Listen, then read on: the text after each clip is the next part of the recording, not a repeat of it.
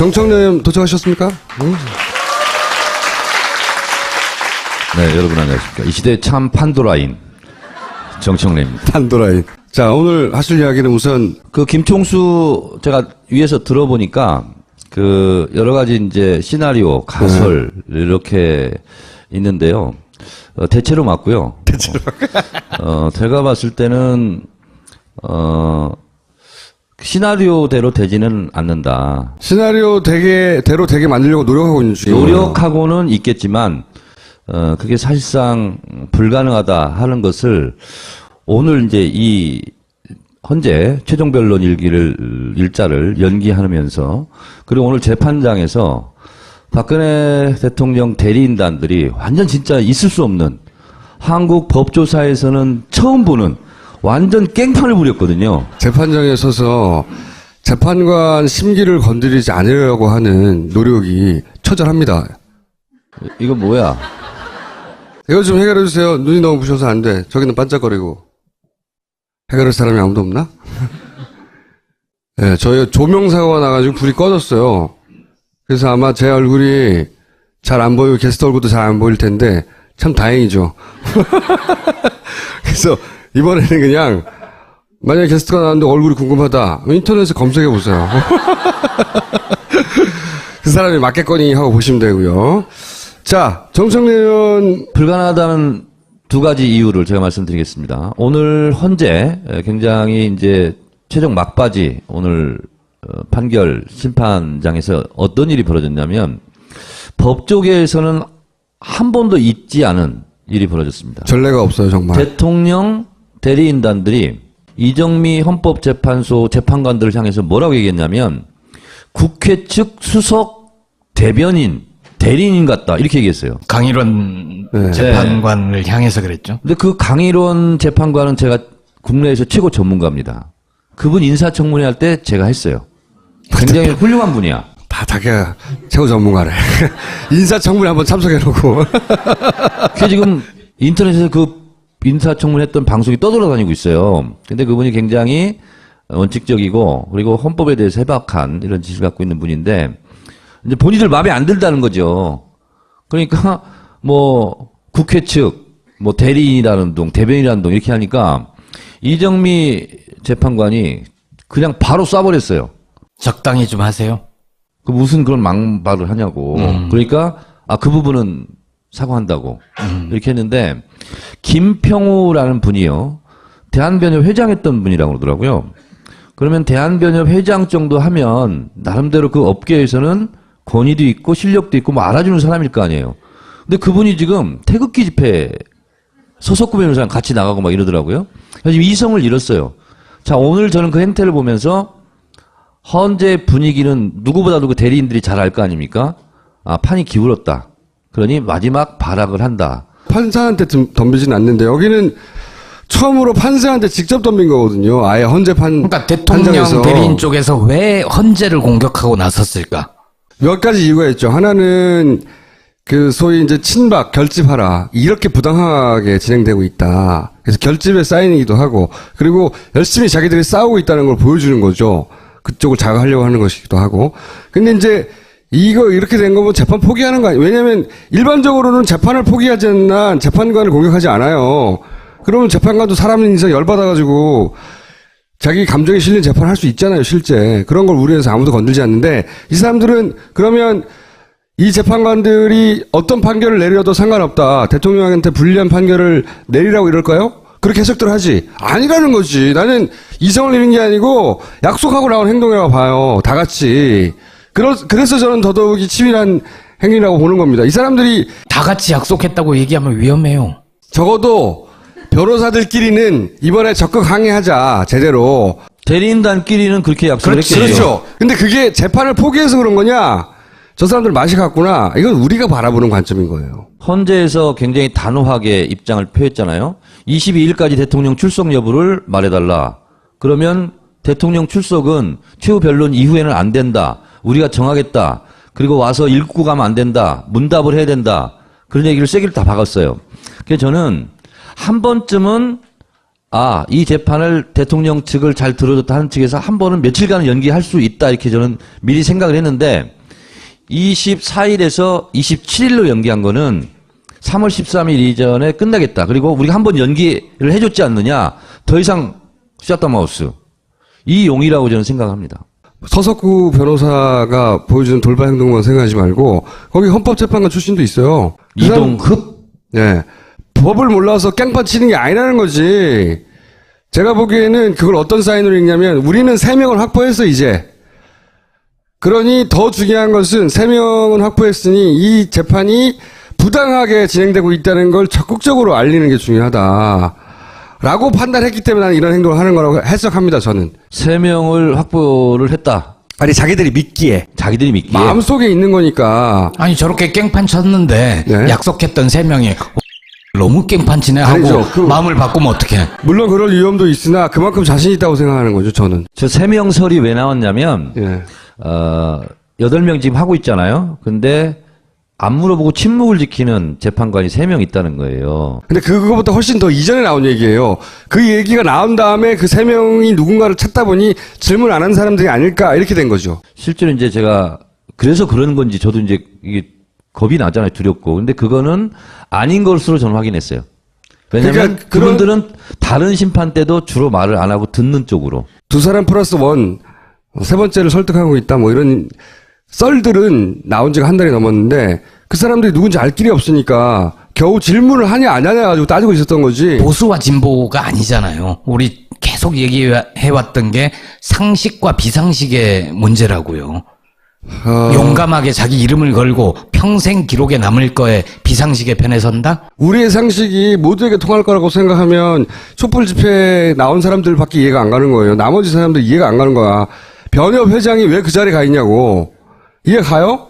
헌법재판관을 했던 사람이 그 정도 위치에 갔던 사람이 왜 대통령을 변호하고 앉아있냐고요. 뻔히 아는 사람이. 그러니까 저도 말이 안 된다고 생각해요. 지금 이렇게 많이 밝혀졌는데 탄핵을 기각하는 건 말도 안 된다고 생각하지만 말도 안 되는 일을 한두 번 봤나요? 김청수 여기서 우리 대략 좀 합의하고 넘어갑시다. 네. 그런 시나리오가 있긴 한데 잘 막아야 한다. 네. 네, 여기까지 합의하고. 여기까지 합의하자고. 자, 그리고 또 하나는 네. 특검에서 우병우 구속영장 청구했다가 기각이 돼서 저도 굉장히 어젯밤에 당황스러웠는데 저는 헌재도 우리가 여러 가지 이유로 박수를 쳐줘야 된다고 생각하고 특검은 정말 박수를 좀 쳐줬으면 좋겠다 이런 생각이 들고요. 이재용 삼성 총수를 구속시킨 것은 정말 세기적인 사건이다. 저는 이렇게 보고 있습니다. 그리고 우병우도 보니까 이재용 보강수사하고 뭐 이렇게 하느라고 실제로 수사기관이 부족했고 수사 방해 같은 압수수색 뭐 거부 이런 것도 있고 그래서 근데 좀만 시간적 여유가 있으면 저는 이재용처럼 보강수사에서 재영장 청구를 하고 저는 끝내 구속시킬 것 같은데 특검 연장이 돼야지 그러려면. 그렇습니다. 근데 오병우가 바로 구속영장이 떨어지면 네. 최경희 이대 총장보다도 자기가 못한 거예요. 최경희도 2번 했잖아요. 그러네. 우병우 별거 아니네. 그러니까. 네. 하여튼 특검은 우리가 박수를 쳐줘도 아깝지 않다 이렇게 생각을 합니다. 그럼 말을 바꾸겠다고 하셔야지. 아니 네. 수사기간 연장만 되면 우병우는 구속되는데 나의 예언이 저들의 방해로 실현되지 못할 위기에 봉착했다 이렇게 하고요.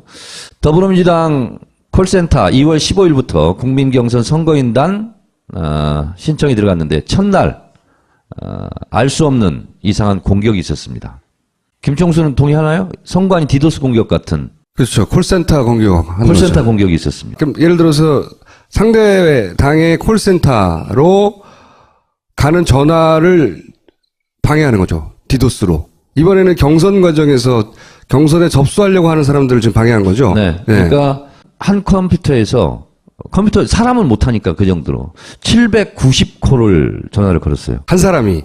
그런 사례들이 많다는 거죠. 한 사람이. 근데 이런 콜센터를 방해하는 콜센터 디도스는 미국에서 벌써 2000년 초반에 있었던 사건이고 캐나다에도 있었고 많아요. 근데 그거를 민주당 경선에서 볼 줄은 몰랐는데 790콜이 최대 콜이고 500콜 이상 보낸 사람이 50명.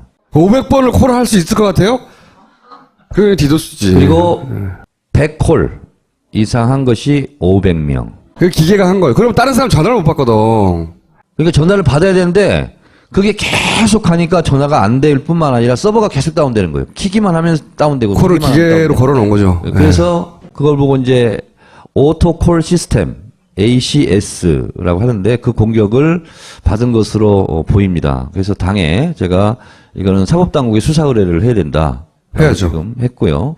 그래서 밤새 복구를 해서 그런 콜이 때리면 튕겨나가도록 그 블로킹 시스템을 만들어 놓고 지금 이제 지금 정상적으로 되고 있는데 알겠습니다. 지금 현재까지 72만 명을 돌파했습니다. 그러니까 권리당원 20만 명 빼면 52만 명 정도가 되는데 첫날은 못 받았고요. 7일 동안 이게 받은 건데 그러면 대체적으로 하루에 10만 콜 이상 신청 문의가 있고 7만 명 정도가 신청 접수하고 있다고 그러는데 이거는 2012년에 약 2배에 해당돼서 대체적으로 이 추세대로라면 250만 이렇게 되지 않을까. 제가 청래당을 창당한 이유도 이건데 이 친구가요. 저도 처음 봤어요. 이수진 장군 동상 앞에서 12월 30일 청래당 창당 선언식 때. 근데 이 친구를 제가 보자마자 똘똘해 보여서 20대 대변인으로 임명한다. 이름을 물어봤더니 김소망이야. 너의 소망도 나의 소망도 정권 교체다. 우리 손잡고 한번 열심히 해보자. 그랬는데 이 친구가 하루 종일 좀 전화합니다. 그 선거인단 신청하라고. 그래서 오기 전에 46명을 혼자 했어요. 신청 접수를. 근데 오는데 또 연락이 왔어요. 총재님 2명 더 했습니다. 48명을 한 거예요. 하루 동안. 네, 하루 동안. 예. 그래서 이런 친구는 태극 무공 훈장을 청래당 총재 명의로 내일 곧바로 드릴까 생각하고요. 그래서 청래당 지금 핵심 당원들은 지금 이 운동을 지금 하고 있습니다. 그래서 최대 한 100명 이상 한 분에게는 본인 자비로 괌 사이판 2박 3일 여행권을 제가 드리려고 본인 자비로. 네. 자, 다음요. 아까 김총수가 시나리오가 있다 이렇게 얘기했는데 시나리오가 있죠. 그 시나리오의 핵심은 뭐냐면 헌재에서 침대 축구하는 거였어요. 네, 시간 끌기 작전. 네. 근데 결국은 이런 경우는 경고를 받게 되고 경고 누적되면 이제 요거 퇴장도 특별히 다 뽑아 편집해서 없애주세요. 이보시오. 마카 좀 갖다 주시오. 이거 보세요. 여기는 한국입니다. 마카는 페루에 가야 있으니까 그냥 푹 쉬세요. 뭐라고? 페루비안 네이처 코리아의 마고 마카를 모른다고? 아니, 이게 무슨 소리야? 페루를 대표하는 슈퍼푸드 마카. 이제 국내에서도 100%로 드실 수 있습니다. 딴지마켓에서 파는 마고 마카 남녀노소 모두에게 줬어. 정청님 도착하셨습니까? 네, 여러분 안녕하십니까. 이 시대 참 판도라인 정청래입니다. 판도라인. 자, 오늘 하실 이야기는 우선 그 김총수 제가 위에서 들어보니까 그 여러 가지 이제 시나리오, 가설 이렇게 있는데요. 대체로 맞고요. 대체로. 제가 봤을 때는 시나리오대로 되지는 않는다. 시나리오대로 되게 만들려고 노력하고 있는 중이에요. 노력하고는 있겠지만 그게 사실상 불가능하다 하는 것을 오늘 이제 이 헌재 최종 변론 일자를 연기하면서 그리고 오늘 재판장에서 박근혜 대통령 대리인단들이 완전 진짜 있을 수 없는 한국 법조사에서는 처음 보는 완전 깽판을 부렸거든요. 재판장에서 대리인단들이 이정미 헌법재판소 재판관들을 향해서 뭐라고 얘기했냐면 국회 측 수석 대리인 같다 이렇게 얘기했어요. 강일원 네. 재판관을 향해서 그랬죠. 근데 그 강일원 재판관은 제가 국내에서 최고 전문가입니다. 그분 인사청문회 할 때 제가 했어요. 굉장히 훌륭한 분이야. 다 자기가 최고 전문가래.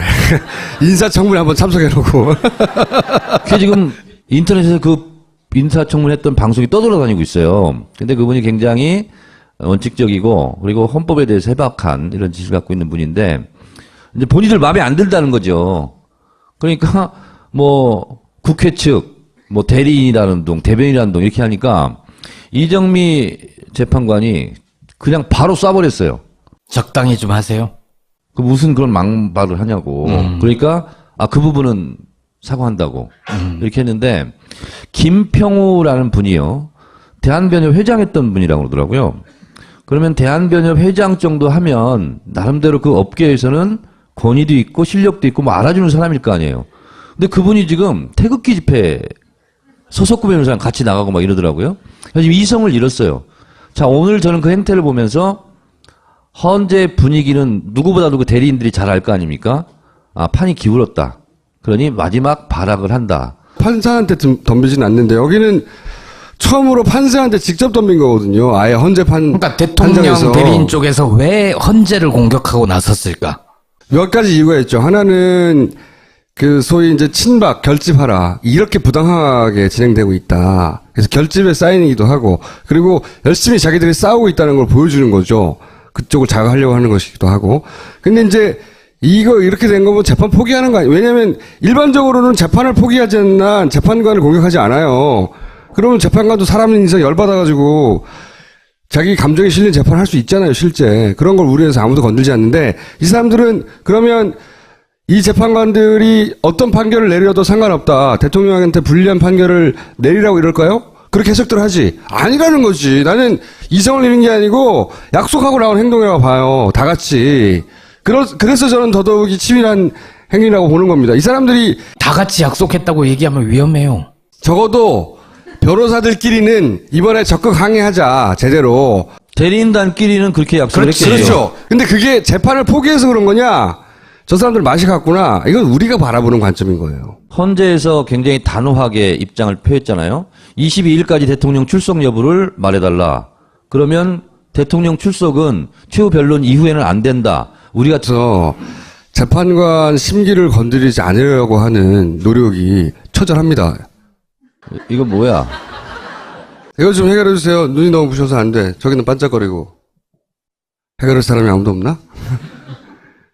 네, 저희 조명사고가 나가지고 불이 꺼졌어요.